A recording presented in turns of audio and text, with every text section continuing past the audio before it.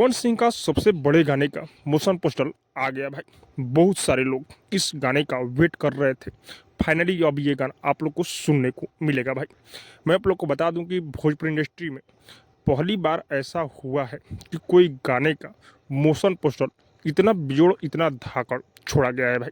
हाँ, मैं आप लोग को बता दूं कि अपने पावर स्टार पवन भैया का काला ओढ़नी का मोशन पोस्टर आया है। ये कैसा गाना होने वाला है, बहुत सारे लोग कन्फ्यूजन में हैं, क्योंकि इस गाने का पहले पोस्टर छोड़ा गया, उसके बाद मोशन पोस्टर, और आप लोग को देखने को मिलेगा अब टीजर, उसके बाद गाना। भाई साहब, जिस तरह से इस गाने पर भौकाल बनाया जा रहा है भाई, लग रहा है कि पवन सिंह का सबसे बड़ा गाना ये होने वाला है।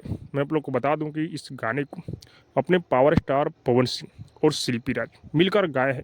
बहुत ही जबरदस्त ये गाना होने वाला है। और इस गाने को लिखे हुए हैं आशुतोष तिवारी, आप लोग को पता ही है। और इस गाने में म्यूजिक दिए हैं प्रियांशु सिंह। और ये गाना ग्लोबल म्यूजिक जंक्शन पर रिलीज होने वाला है।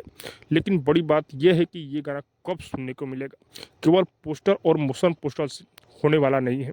तो मैं आप लोग को बता दूं भाई, आज रातों रात तक इस गाने का टीजर आ रहा है और 2 दिन के अंदर ये गाना आप लोग को सुनने को मिलेगा भाई। और इस गाने में पवन भैया के साथ में क्वीन सालनी काम की है।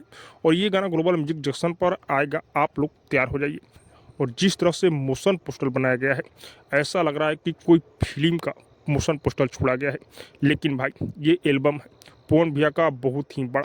बहुत सारे लोग इस गाने का वेट कर रहे हैं, बहुत दिनों से इस गाने के ऊपर चर्चा चल रहा है भाई। लेकिन गाना आने के बाद ही पता चलेगा कि ये पवन भैया का कैसा गाना है। तो आप लोग तैयार हो जाइए।